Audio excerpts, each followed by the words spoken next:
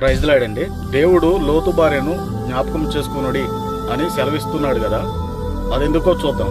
దేవుడు సొదొమ గొమొర్రా పట్టణాన్ని కాల్చివేయాలని ఉద్దేశించినప్పుడు లోతు కుటుంబాన్ని ఆ పట్టణాల నుండి దూరంగా పారిపోమని చెప్తూ ఉన్నాడు. వెళ్లే క్రమంలో వెనుతిరిగి చూడవద్దు, ఎక్కడ ఆగకుండా పరిగెత్తమని చెప్తున్నాడు.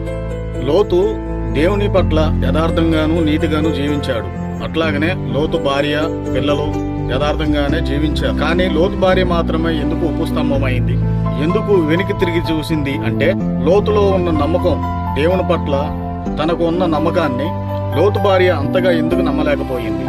లోతు భార్య కూడా దేవునికి యథార్థంగానే జీవించింది, నీతిగానే జీవించింది.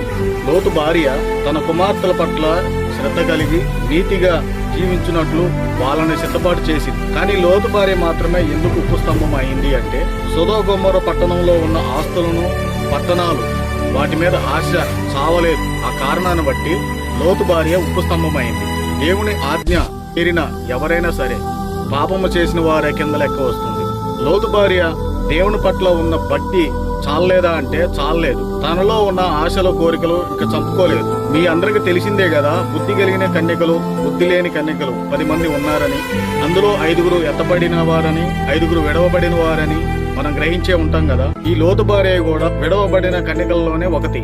అదనంగా దేవుని పట్ల ఉన్న భక్తి, వైరాగ్యం ఈమెలో లేని కారణాన్ని బట్టి ఈమె విడవబడింది. లోతు భార్యలో చూస్తాం, ఆమెలో ఈ లోక సంబంధమైన ఆశలు, భక్తి జీవితం ఉంది, ఈ లోక సంబంధమైన ఆశలు ఉన్నాయి. ఈనాటి క్రైస్తవులు కూడా అలాగే ఉన్నారు.